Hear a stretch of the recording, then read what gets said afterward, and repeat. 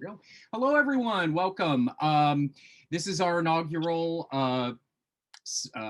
conversations series that we're doing called Big Ideas in Small Rooms. I realized I probably should have called it Big Ideas in Small Zooms because that's where we are right now.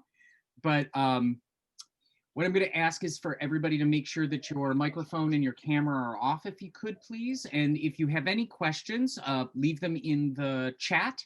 And then at the end of, as we get closer to the end of the event, we can then look at those questions. Carol, do you mind turning off your camera? Hi, Carol. Thank you. So everybody, I want to introduce you to, most of you know him, but Ahmed Bharoocha, and also known as Ahmed Bharoocha, which if you haven't had a chance, your album came out in 2018, I think, and is available, on iTunes. I don't remember time anymore. I know. Not this year. It was. It wasn't. It was this year. Yeah. In the past. But it's available on iTunes and is just a treat. Tell us a bit about Ahmed Bharoocha and the sort of derivation of that. So, I mean, the album title is just from people saying my name wrong all the time. Someone called me Almond Bird shit once. And Ahmed Bharoocha was another one of my favorites. And that was fun. I recorded it in Madison, Wisconsin, in one of my favorite comedy clubs I've ever been to, Comedy on State. It's just like exactly what you want from a comedy club. There's like a cool bar area before you get to the club. So it just feels like this cool vibe. And then they just really do it right. They kind of train their audiences. They have like, just, they kind of tell them, table talk to a minimum, just little tweaks like that really kind of jazz up the whole room. And that was, one of my favorite places I've ever been. Right. And how did it feel when the quote unquote album dropped? I'm trying to be with the kids here. But yeah. How did that feel? It was cool. You that was like kind of something that as a stand-up comedian, one of the big check marks is you want to put out an album, and it was probably about 10 years into doing stand-up. So it kind of felt like, okay, this is it. You want it to be perfect, but you can't wait till everything's right. And it felt like a good time. Right. Excellent. For those of you who also don't know, Ahmed was a graduate of the theater department in 2008. And you got a degree in film and in theater. Am I correct? I think just theater. I think barely too. I think like I have Paula to thank for a lot of credits. I was an engineer for a while, and then they were just like, "Get out of here." 6 years in, they were like, "It's okay, mercy graduation." Right. So, so you're from all over. What eventually led you to URI? So I grew up in California. My mom's from Rhode Island, so we moved to Rhode Island when I was a junior in high school, which was very traumatic, leaving sunny California for Rhode Island. But I love Rhode Island too, and so that's where I was living, and that's one of the only places. Or no, I think I had a couple of places that accepted me into college. I was not the best student, but URI accepted me with open arms. And I went there, started out as an engineer, taking a couple theater classes on the side. And then eventually I realized that I wasn't going to any of the engineering classes. And I had like 100% attendance in the theater classes and just slowly just morphed into theater, Which is the way it happens, like any bad habit, right? It's like, wow, I'm never missing a theater class and I'm always missing all my other classes. Maybe I should switch my major. That's really what theater is. And you were in a number of shows at URI. I remember specifically Pride and Prejudice, which we had a super amount of time on. But you were also in Angels in America, and Stuff Happens, a very political piece. I was Iraqi exile. I think that was my. I didn't even audition. It was. You were like, Iraqi exile. Called me. Like, you got it. You got the part. Cool. And what was it about URI that and the experience that you sort of remember the most? It doesn't. I mean, we'd like it to be a good. Yeah, it was good. It's where I started doing stand up. It's where I really, leaned into theater. I always wanted to do it, but I think before in high school, I didn't really realize that I should study it and commit time to it. I thought, yeah, I'll get a job and then I'll figure it out after that. And so it really was where I kind of stumbled into the theater department and just met a lot of people that I really liked. And everyone was really passionate about theater and art. And that really just kind of made me feel home and welcome. And I wasn't even a theater major. I was just hanging out a lot. And then eventually they gave me a degree, which was nice. And I did like some stand up on campus a lot. I worked in the cafeterias. Yeah, I really enjoyed my time there. Oh, good. And I remember that you won a few stand up, like local on campus stand up events, right? Yeah, I think it was like American Eagle, the clothing brand came and did a contest. I didn't win it, but I think it was probably for the better because the winner got to go perform in Cancun for spring break, which is the worst place to perform stand-up comedy. And I feel like the guy who won, he was pretty new, and I was new, but he was even newer than me.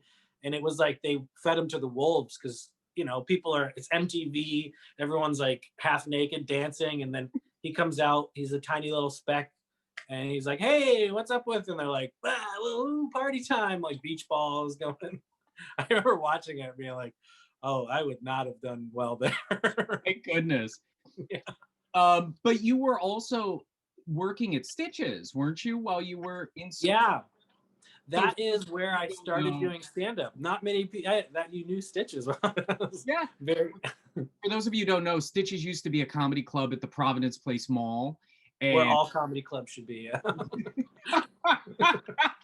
Yeah. And I don't think it lasted very long. No, probably the amount of time I worked there I ruined it. I destroyed it. It's your fault. We'll blame you. And then right after that, Nordstrom left. So, you put the pieces together, people. But you were working there while you were a student, and you were a dishwasher too? Yeah, I didn't know that it was a comedy club. I thought it was called Stitches Comedy Cafe. So I thought, it's like a place where the wait staff is hilarious or something. Right. So I applied there telling them like, I love comedy. I really want to work here. And they're like, will you wash dishes? And I'm like, yeah, of course. Yeah.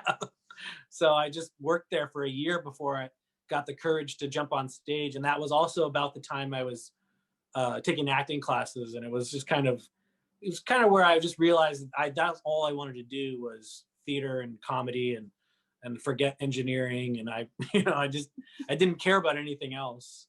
Right. Yeah, it was a really great time to find out what I wanted to do.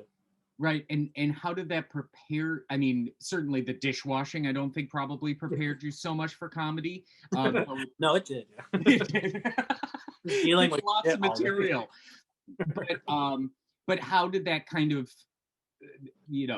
to use your own phrase, being thrown to the wolves and stepping out on stage and, the comedy mecca that is Providence, how did that have an impact on how you looked at the field and Yeah, I think what I love about stand-up is there's kind of no barrier. You just go up, you sign, like with open mics at least, you sign up and you're there and you're just doing it. So you're just really kind of diving in, and you could bomb. People might not like it, people might like it, but you're just this constant access to an audience. With theater, you have to audition, and I was always scared to audition. And so with stand-up, it was just like, put your name down here and we'll call you up and you can talk for 5 minutes and right. And then it's over. But I think before that, I was so afraid of failing. I would watch from the dishwasher or the bus station, and I would see other people bomb, and it really made you realize that failing is okay and it's kind of necessary. So that's really what I think kind of helped me, not deaden your senses, but like thicken your skin to just get out there and just do it. Well, and do you find that because the art can be a 5-minute moment, that basically once you've bombed, they've moved on to somebody else, and Yeah. and I don't want to say they've forgotten you, but you have a million opportunities to reinvent yourself. And they do forget you, which, I mean, unless it was this like tragic event where you rip down the curtain, but the most of the time your bombing is so internal. You're just like, they hate me, they're not laughing, and really they might not even be paying attention. You know? Right. And your comedy is I keep using this word family friendly. I don't mean that, but there's a sort of connectivity, I think, to your comedy that it's not profanity laden. It's not about tearing other people down. How do you look at kind of your comedy genre, or how you've sort of developed Ahmed? Well, I guess early on I kind of decided I didn't really want to swear. I swear a little bit more now than I did in the beginning, but I think maybe my mom and my grandmother just were in my head. I'm like, I don't want them to not, because every time they'd come to a show, that's their biggest complaint was, I don't know why everyone had to be so filthy, you know? And a lot of times I did find that sometimes you'd get a laugh just off of swearing. So it felt cheap to me. And I was trying to find a way, or maybe I would write something and the swear would be in there. But if I didn't need it, I would take it out. Right. And so I use swearing sparsely through my set if I think if there's nothing that can replace it. Sometimes you need that punch or something. Well, but I don't want it to be beep, beep, beep, beep, beep, beep. Well, when, somebody calls you almond bird shit, that's kind of integral to your story. Exactly. You can't really avoid that. Now, and there was motivation too, where like thinking about it as a career, swearing, they don't want that on like a late night set and things like that. So to me, it was just also, I wanted to work in more places, and most of the time they're going to request that you be clean. Sometimes they request you to be dirty, and I'm not always prepared for that one. But okay. But if you're able to do your whole set without swearing, it opens up a lot more job opportunities too. Oh, okay. Working a corporate event or a cruise ship, or maybe there's kids. You never know who's going to be there. Right. And then your dirty set, your blue set is basically just dropping the F-bomb every once in a while. Yeah. There was like one time I worked a club, and I guess they just, by default, one of the shows they called the Nasty Show. And so they promoted it as like, Ahmed Bharoocha, the Nasty Show. And I didn't really have anything. I had a couple jokes that were maybe off color, but like not a full hour's worth. So I had to say, like, I'm sorry if you came here for that. Here's one. And then here's some jokes about cats and dogs now, I guess. It crows. Lots of they're like, what happened? We wanted the dirty stuff. Now, who did you find to sort of be like your inspirations as you were thinking about comedy? Who were the people that you looked up to, or who were the people that really inspired you to sort of do the comedy that you did?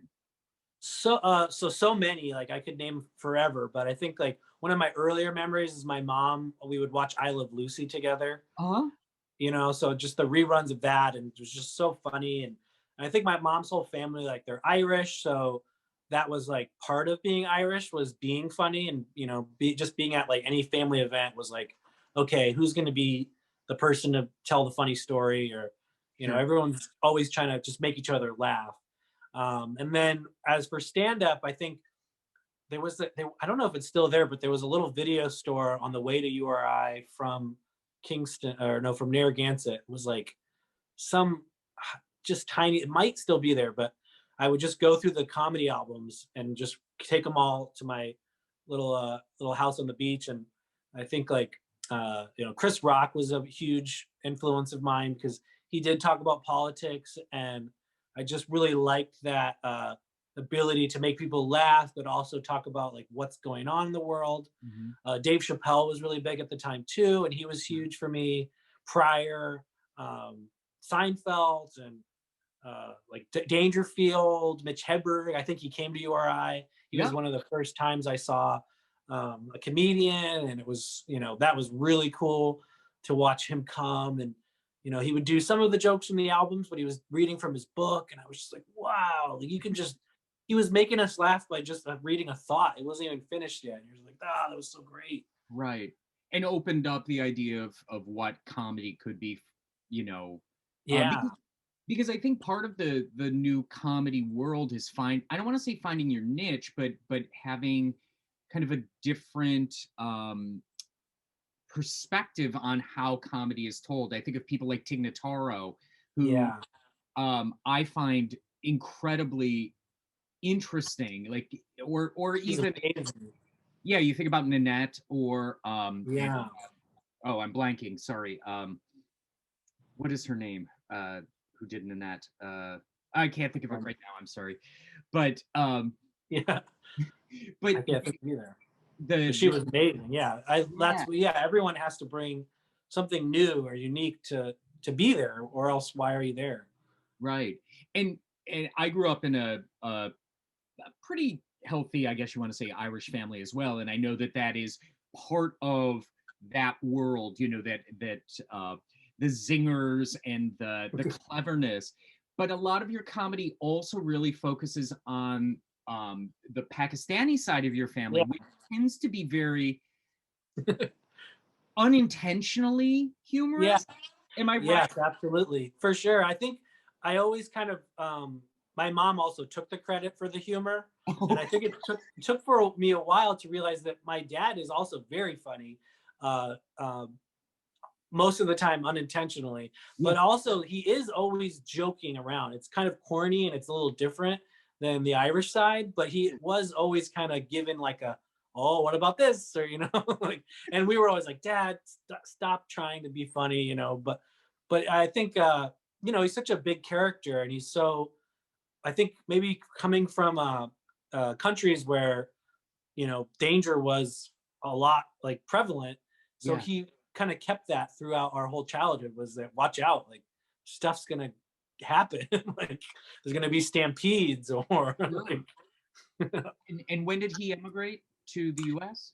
he emigrated. So he kind of has like a crazy story. He was born in Burma, and then when he was 16, there was a coup, and they were getting rid of all the Indians, and then he moved to Bangladesh, which at the time was East Pakistan.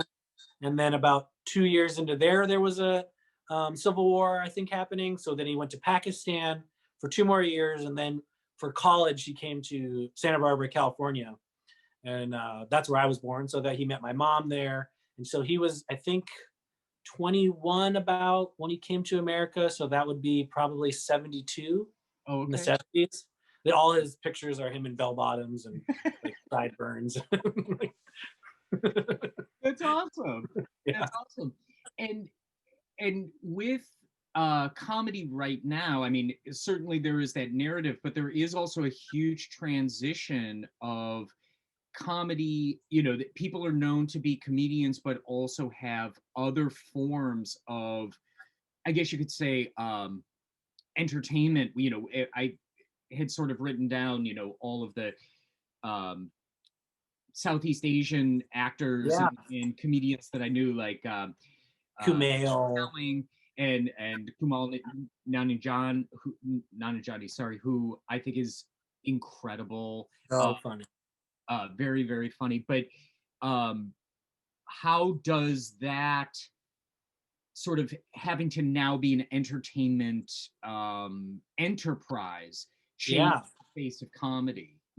Is every set really just an audition for a TV show, Yeah. or something Yeah. like? I guess like moving to LA, it like kind of became that a little bit, which took a little bit of the fun out of it for me.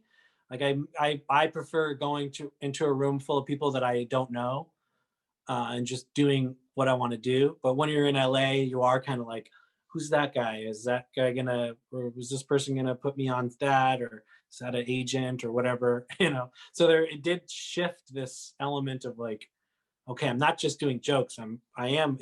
Does feel like an audition constantly. Right. Yeah, I can imagine like every stand-up set is basically your audition for another 85 other things. Yeah. Um, But and it it, is really exciting that there is all of those South Asian comedians out there. And I think it's kind of happened, recently for me. There wasn't a lot of comedians growing up that I could look to that had that background. So it's really exciting now that there are. And now that there's more and more, you don't have to just be, I'm the South Asian comedian, right. So now some people can talk about that. Some people can almost not ignore it, but be something other than that in a way, which is Yeah. really cool. And what is the life like for somebody who is diverse within the comedy world? I mean, for so many years, it was an old white dude's business, Yeah.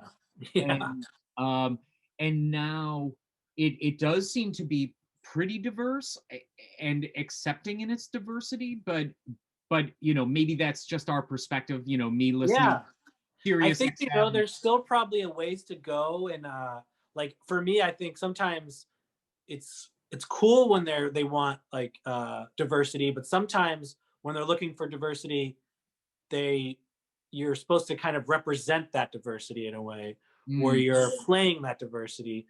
So I think it feels like it's kind of moving somewhere beyond that too.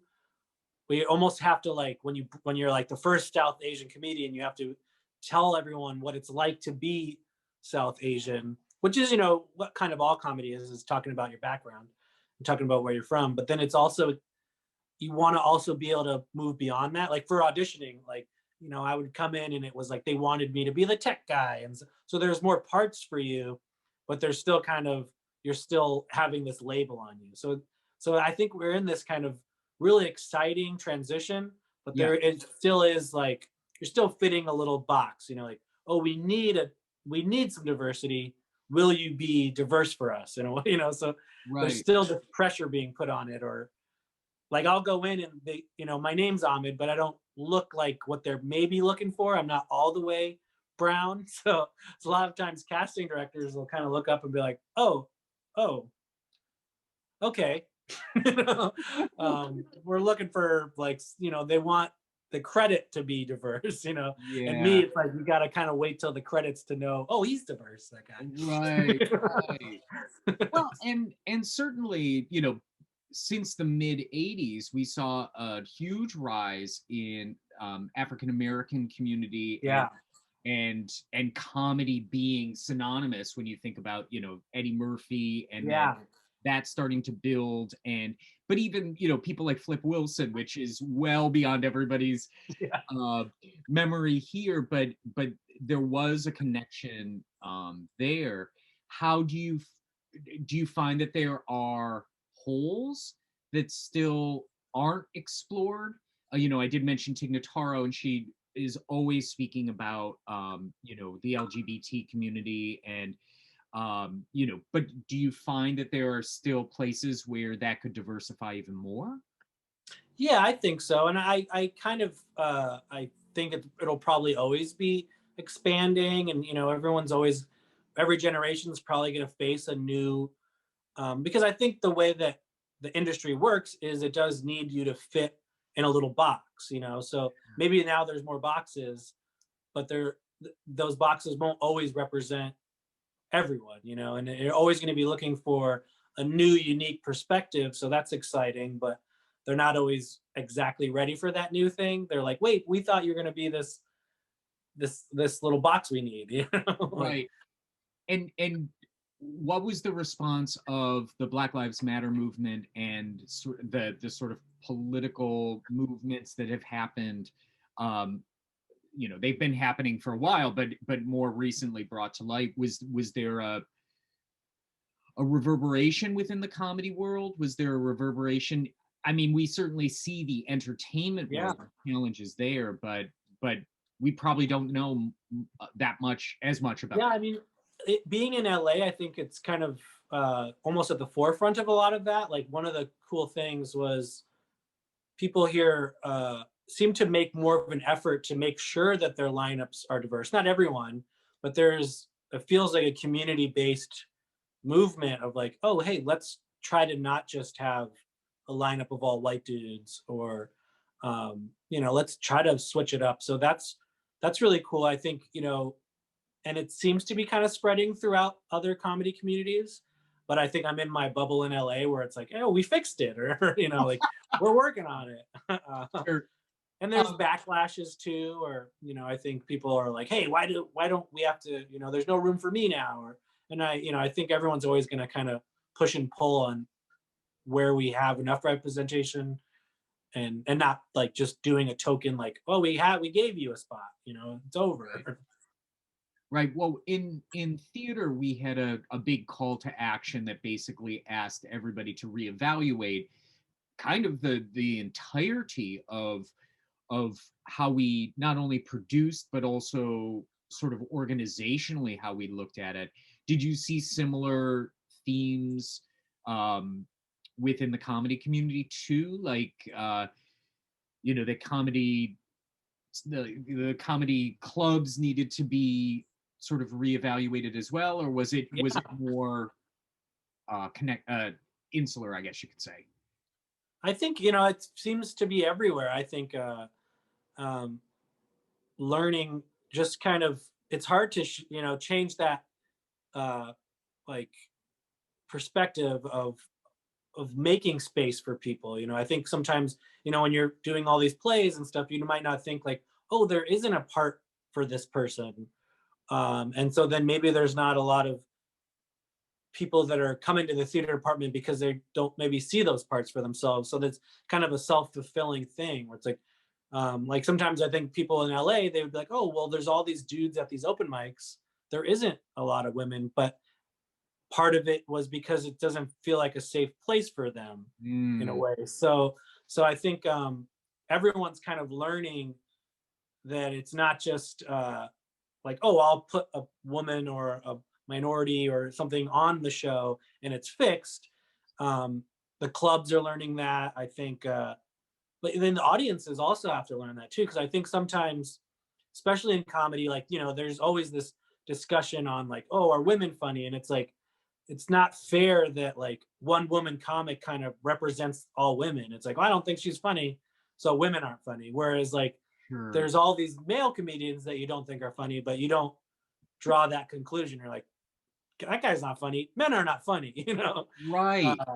So now that there's more and more representation, I think that that's kind of being figured out. I think it still has to be figured out more. But I think for a while, when there's fewer of representation in something, that one person, it's all on their shoulders to represent, like, I'm the first Indian comedian. I better be so good that I prove that Indian comedians can be funny. Right. Well, and I mean, you think about it, but you don't put it in the forefront. I'm sure that comedy clubs weren't the most generous for women. And I'm sure that there was a lot of navigation that had to happen post, even the Me Too movement that really required people to rethink what that environment was like to allow people to feel safe. Absolutely. And even like when I came to LA, it's like there's a lot of maybe spaces for comedians of different backgrounds, but then you kind of get promoted as that. And that's a weird thing too, where it's like, we got Latino night. So then all the comedians are Latino, but that doesn't really, what does that mean? The comedians are Latino, but they're not all the same kind of comedian. So then you kind of like, sometimes I would get put on like Arab shows or Indian shows, but I wanted to just do jokes about popcorn or something, Right. So it becomes this kind of, they're trying, but they're still putting you over here. It's like, come for Black Night, and all the comedians are Black, but like this Black comedian is nothing like this comedian, so it doesn't, you're not going to be maybe what people are looking for. Like, oh, we thought you were going to do jokes about being a Black guy, which maybe someone is, but maybe someone wants to talk about the grocery store or something, Right. So the thematic connectivity is really just who you are and not necessarily what your art is. Yeah, because there might be like a comedian who does impressions, or a comedian that, like, there's so many kinds of forms of comedy. I think comedy clubs are still kind of figuring that out. Where like music, it's like, it's rock night. Okay, I know what I'm gonna go and listen to. But comedy, it's like, you put up comedy in a window. What is that? What kind of comedy? Right. And then if it's just like Latin comedy, then it's like, okay, so are you gonna do jokes about being Latin, or you're just Latin, or right. Now, finding what that means. now, sort of circling back about your family. What do you think? Because I know, a lot of your comedy. I keep bringing up the crows because for some reason that's indelible in my mind. You have a lot of animal jokes or animal stories. I don't want to call them jokes because they're very clever movements of stories. But talking about your family, especially the Pakistani / Burmese side of your family, what do you think that opens up for people who aren't from that culture? What's the sort of story that you feel bringing that to the forefront? Because it's obviously with the most respect and the most beautiful sort of. Yeah, I mean, I guess when I first started doing comedy, I was hesitant to do it because I didn't want it to seem like I was taking advantage of it or just making fun of my dad. But he's my dad, so I want to talk about him. And I think maybe what it adds is it's almost two opposite things, where it's a unique perspective where it's like, oh, this is this other thing that I come from, but it also is very universal in a way too. So it kind of bridges this gap between like, oh, here's some odd things about having an immigrant father that's from a whole different place, but also this is such a universal parent thing where your parents are trying to keep you safe and tell you, keep you on the right track. It's a little different because it's a guy with an accent from another country, but there's, so it's kind of cool. It's showing our similarities with our differences in a way. I think is really fun. And finding that, and a lot of people will allow you to get away with a little bit more, where like, I like to be political, but I don't like to be in your face about it.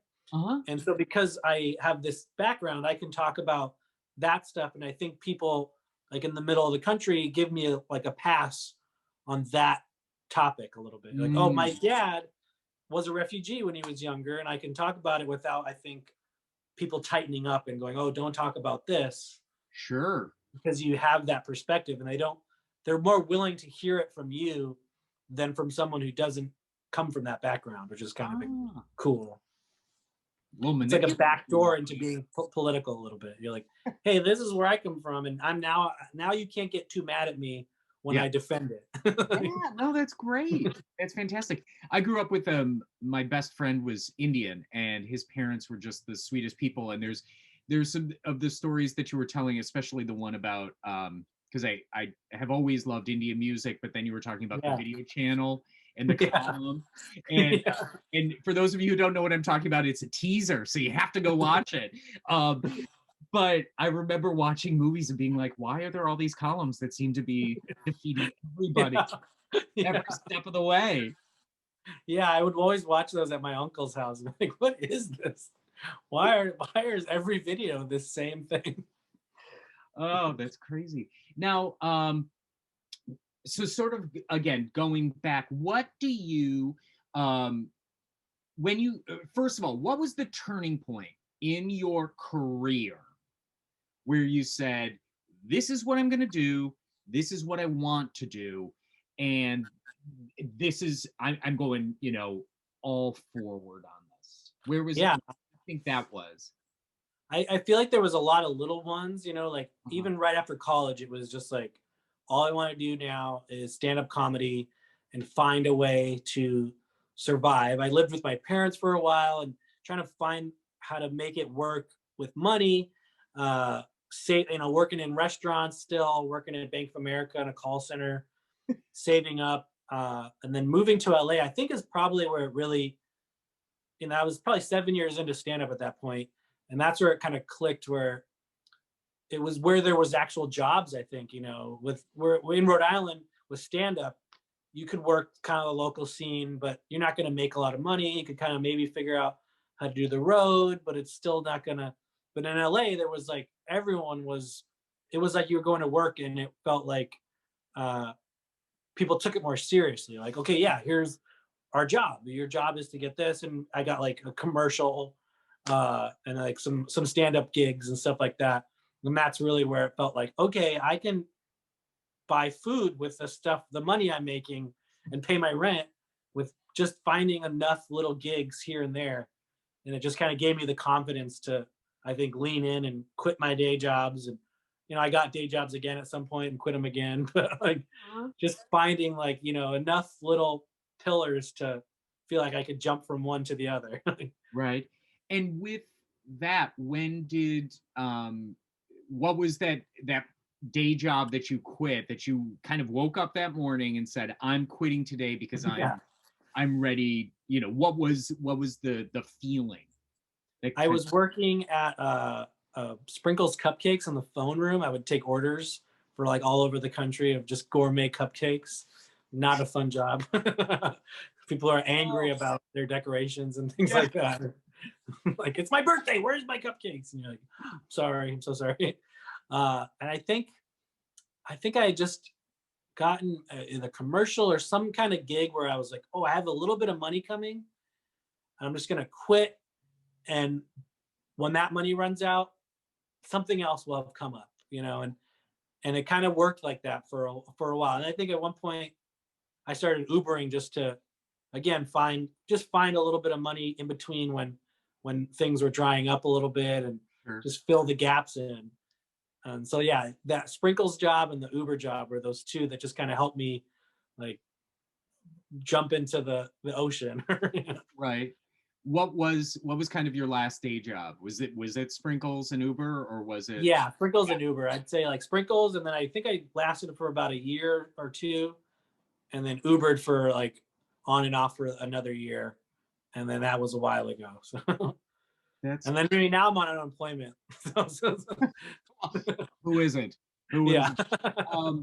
Now, what was your network like out in Los Angeles? I mean, I know that we have a number of students who came from URI right around that same time who were very forward and wanting to be in comedy. Jackie Marfuji and Keith Hansen and a couple other people. Did you have networking through URI or just through the comedy scene that really? I think a lot through comedy. There was a few different URI people I connected with out here, which is, just anyone really. When you first move to a big city, it's like if you know another person, it's a big deal. You're like, oh, here, thank you, you're here. My sister lived here, and she let me live on her couch or not even a couch, a floor next to the couch. I could see the couch. But I live adjacent. Yeah, I counted couch adjacent. Dining room floor. And so she really helped me kind of I think like when I'm thinking about it as a career, for me it was just like living so economically, just like floor, fine with me, whatever it takes, I'll figure out a way to make a little bit of money and spend less money. Right. Finding that balance. And so my sister was there, and I had been doing comedy festivals and just little circuits all over different comedy scenes in different cities. So I knew a lot of people through that, and that really helped. And then just learning, meeting a lot of people through open mics. That was really, I just kind of made myself go out every night. And so I think that was also another thing, is just kind of whatever you want to do, comedy or theater, it's just like making connections and meeting people, and not forcing the networking. I think sometimes people are like, I got a network, what's your name? But I think just being out and like meeting people and connecting with people that you have a connection with, not forcing that connection. Well, and even the people you did know, not leaning on them too much, like, hey, I'm here, can you help me? Just right. Yeah, I never liked the term networking, because I always felt like it was so self what's a good word? So self-motivated instead of Yeah. wanting to move forward. But I think you said something really incredible is you need to be in rooms, you need to be going to comedy clubs, you need to be seeing other people, you need to be practicing, but you're going to these opportunities not necessarily to Gain something. yeah, but just to Yeah, and I think it's an art a little bit where it's like, they say, oh, you got to network, and like you said, actually thinking that, I think, can put everyone off and not even, you're not looking for someone to give you something. I think yeah, you just got to put yourself out there and meet people that you just naturally gel with. And it's not that because they're going to get you a job, it's just now someone that you have like a connection with sure. and you feel supported with, and you can go out together and you can create together and you can just hold each other up or motivate each other.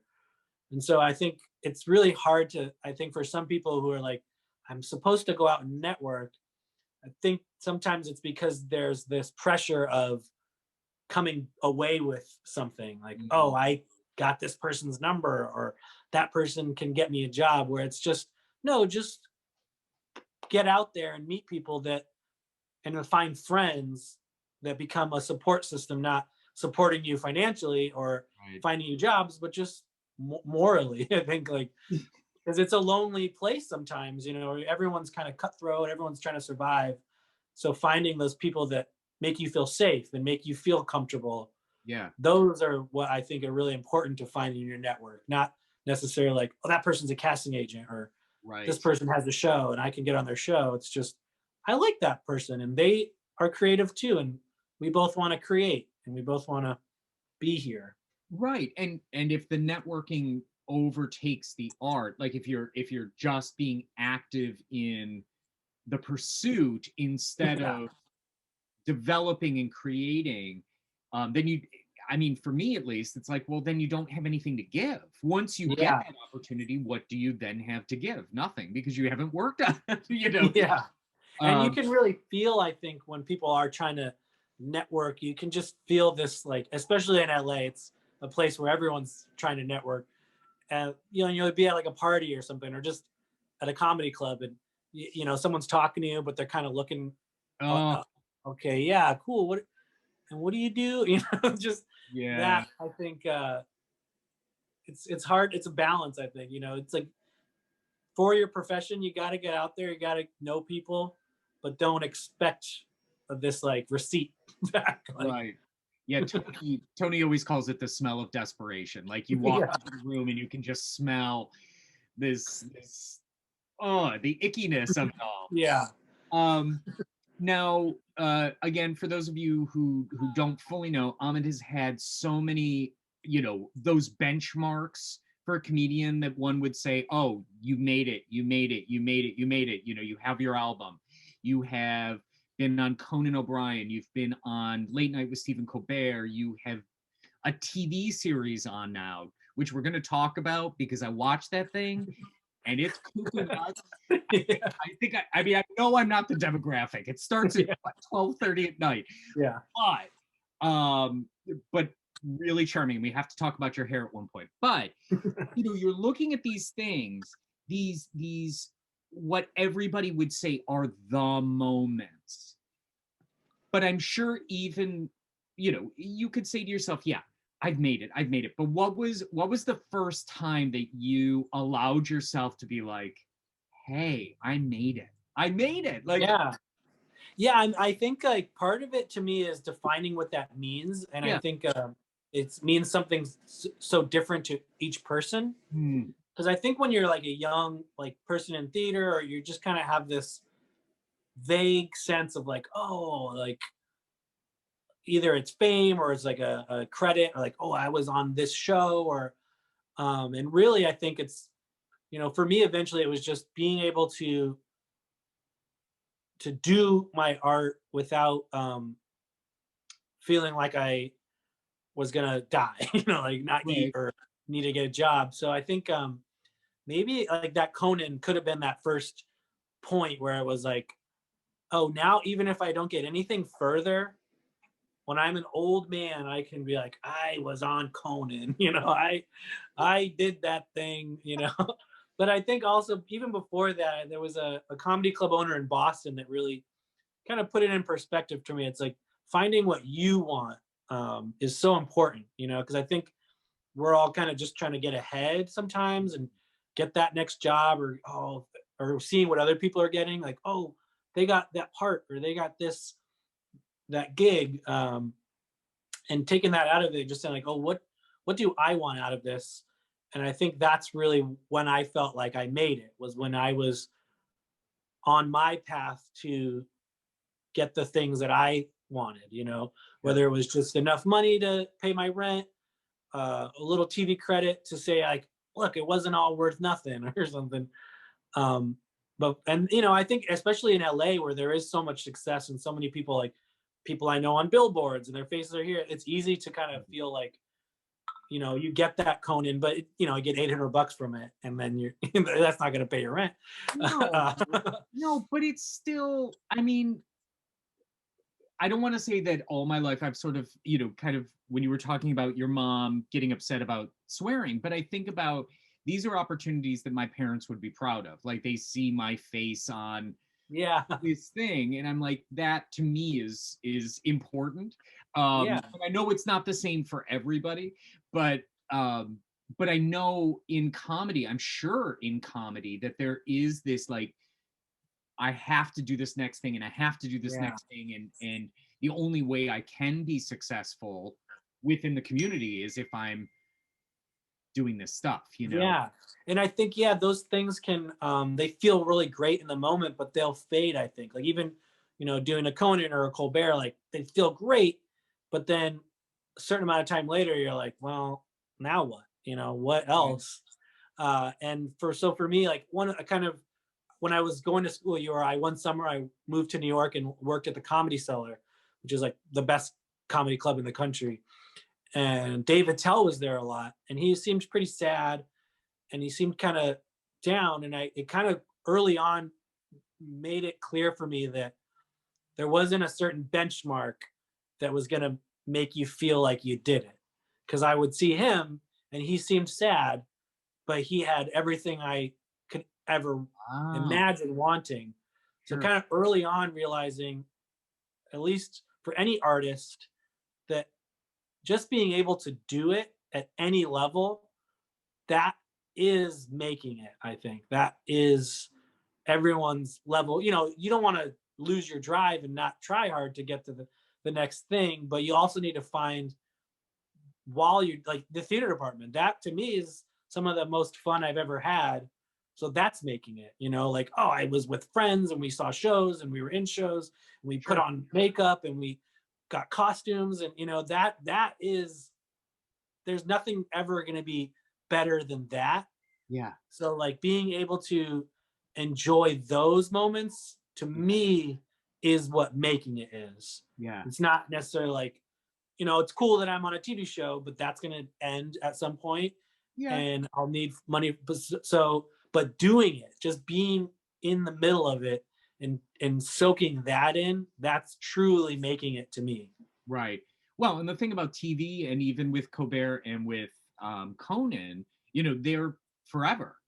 We're so in theater, and probably through comedy and through sets, those things are ephemeral. You put so much work into them, and you get there and you're nervous, and then it's over and it doesn't exist anymore. That's true. And now you're forever there, and certainly with the TV, you get the residual checks every once in a while. Those commercials. So, you can buy your own sprinkles cupcakes. Sometimes they're pretty expensive. Well, now it's that Hollywood money. So one of our students who is on, Connor Delaney, wants to be a stand-up comedian. And awesome. And he's does improv and such, but he asked the question, as far as sitting down to write jokes versus documenting things that you find obscure and then returning to them, what do you find to be your process of like taking your style, what your marketing Ahmed style is, but also fitting in the things that you find funny or the jokes? How do you, I think like the Sure. transitions or how do you navigate those things? Yeah, I mean, I think that's a constant struggle for I think most comedians. I'm always trying to, go back to how I used to do it. Like, oh, I remember when I was at URI, I had a notebook all the time and I always wrote it down. And then now it's my phone and it Right. just doesn't feel the same. But it's always changing for me. So, sometimes, at least always having that notepad or having that phone, and anytime there's a thought, putting it down, because if you don't, it's gonna go away. Sure. And being disciplined and sitting down and trying to expand upon those ideas, but also writing on stage is something I do a lot, and kind of chasing the crowd laughing at something. You're like, oh, getting up and doing it. Just kind of always be writing whatever version of it is, and never. I think learning as I get older is being less picky about what I write. I think that kind of can stop the flow of writing. Like you were saying, like what's my brand? I guess like I try not to think too much about that on the early stages of the ideas. Uh-huh. Just any idea is an idea. It doesn't have to be the most original one in the beginning. You can fine tune it later. You can throw it out, but put it down on the paper and Gotcha. try it out. And if you thought it was funny at one point, it probably is. And even if you're telling it on stage and it's not working, you might just need to tweak it or figure it out. So I really enjoy um, the process of finding where that joke is going to be, and then Right. it will eventually, hopefully, become into your voice. But I wouldn't worry too much about, especially early on, like, does this fit my voice? Um, it's something good to clock and think about, but don't edit yourself too much, especially in the beginning. Let those seedlings grow and edit later. Edit when it's, your special or your big show, but open Right. mic and just do everything and write it all down and try it all. And with that process, because I don't know much about like the daily life of a comedian, but do you put aside time every single day that you're sitting down and writing? I don't. I should when I'm being like mentally healthy. I do, but like I procrastinate. Like in the beginning of the year, I was like, oh, New Year's resolution. I'm gonna go to the library like once or twice a week and just look through all my notes, compile them, expand upon them.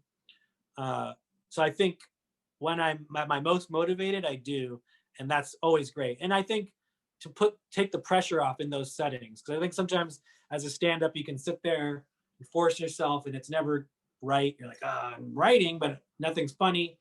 Just doing it and being not judging yourself too much in those moments. Like Sure. sit down, write, do it. It doesn't have to. You don't have to like stand up at the end of it and be like, I wrote my bit, But having that discipline in is good. I think even when you write out a bad joke, it now makes room for the next good joke. Because Right. sometimes I think comedians can be so judgmental of their own thoughts, like, oh, that's not original. Put it down on the paper. You don't have to even tell it on stage, but get it out so that the next thought can come forward. Well, and your style tends to be very narrative. Like it isn't, the first thing when you were talking, I don't know if you've ever seen the Joan Rivers documentary. Oh no, I haven't, but I love Joan Rivers. It's so good. But what she has is a card catalog that she is basically, because she did jokes. I mean, she Yeah. was literally like, here's the quick story, here's the punchline. But Mhm. she had all these cards. So if she had one on, I don't know, her dog, it would go in the dog category, and she would go and make a set by pulling all these jokes and stacking them up. And she would write them down and type them out and everything. But because yours are narrative, do you kind of have to compose it like over and over again and like rewrite it, or you just Yeah, I guess doing it? I do rewrite a lot in the sense on stage, I guess. I'm not always physically changing the whatever I wrote down originally, Sure. but I like to have at least, a nugget of a joke, and maybe in the beginning I would sit out and write the whole thing out, but now for the most part, I'll have a little nugget, go up on stage, have a few lines that I knew I was going to say, and then kind of see where it takes me, and then just do that a lot of times. Like, take that joke and say it, especially in LA where you can do like 3 or 4 open mics a night. Do that joke. By the end of the night, you'll have so much more. And then now, like, listen back, shave it, cut this out, add that, add the narrative part. Or, I don't think too much about that stuff when I'm doing it. Mm-hmm. I think it's just like when I'm at my most like being prolific, it's just like write. Don't judge it, write it all out. The funny stuff will float to the top. Yeah. And we tend to think of a comedian being kind of an individual too, like just sitting at home. I mean, are you having like group sessions with your other comedian sometimes friends? Absolutely. And actually for me, that helps with any kind of writer's block, is just listening to another comic and trying to help them with their joke. It kind of breaks your own psyche up. Like sometimes you're like, oh, what's funny, what, and you're trying to think. But when someone else is like, oh, I have this idea, it's easier for you to kind of go, oh, what could we do with that idea? Okay, cool. I love writing with other people. And it doesn't always work. Like they might try to give you tags that don't sound like you, or yeah, and that's okay. Just kind of being there, talking stuff out with other comics, that's great. Like I was just working on a cruise ship, and I met this comedian Kenny from Cleveland, and we just every day we just made each other say some new ideas, and it really was great. Just having another person there that you have to go like, spoons, and they're like, okay, yeah, what about forks, and you're like, okay, yeah, forks too. what about sporks? Yeah, exactly. Like, really? Yeah. Sporks. Yeah, I love writing sessions, and I think you have to be open, because it can be awkward, because some comedians want to tell you a bunch of different things you should say, and you don't usually want to take any of them, even if, like, even my comedian friends that I think are some of the funniest people, I don't usually like their suggestions, but it's okay. It doesn't mean that you have to take them all. It's just having that discourse helps the juices flow. Yeah. What is your favorite beverage when you're working on that? Like, what's the thing that helps you? Yeah, I guess marijuana can help a little bit. It's not a beverage, but I said beverage, Ahmed. Coffee. It's legal. Actually, it's California. It's legal. Yeah, California legal. Yeah. It's actually, I never even smoked pot before it was legal. It was kind of a square, and then it was legal, and I tried it, and it helped me out. So speaking of marijuana and legal, and as we're in our kind of last minute here, let's talk about Dream Corp. Yeah. Sorry, that's how they pronounce it, Dream Corps. That's a good segue from marijuana. Yeah, exactly. For all of you, check it out. It is such an interesting and strange, I mean, beautiful, again, from an aesthetic point of view, so exciting, so beautiful. But I have to talk about your season 3 hair. Was it season 3? Season 2, they started the hair. I mean, it's kind of like Klingon from Star Trek. There was some influence of that, I think, when we were coming up with it. With Wrath of Khan or something. I don't know. But yeah. How it's much so cool. Is any of that real? The poof up here is real, and they shave in my sides, and then they add the dreads. Part of it was because me and one of the other actors, Nick Rutherford, we kind of had first season similar hairdos. Right. And they were like, a lot of people think you're the same character, I think. And I was like, talking to the director, I'm like, I just want to grow my hair out like a big fro, because that's always kind of the hair I had. And he was like, yes. And then went like, he was like, yeah, your hair should be out. And then it was great for me, because it really helped me find a character. I think early on I was just like, who am I? Because I had a pretty small part. But just those little additions for me, I love becoming someone else, and like, oh yeah, I'm this cool guy. I'm not a huge drug head, but in the show, I am like, I don't even, probably not what you call it, but, you know, it just kind of helped define this other person than I am, you know, and it kind of Right. helped me feel cooler and feel like I'm a cool guy in this show. Right. You are a cool guy. I think, and I could be wrong because I haven't been able to watch the whole thing, but the first season you didn't have a name, and then I had a all name. of a sudden they started calling you Ahmed. No, well, actually, when they cast it, my name was David, and then when we filmed the pilot, they were just like, I don't know, they were just like, let's just keep your name Ahmed. We just want you to be Ahmed. So I think, but in the first season, now, you know, pretty small role, and then second season it just kind of grew a little bit more, and then third season I get to do a lot more, which is fun. And I mean, that's been a really amazing like learning experience for me.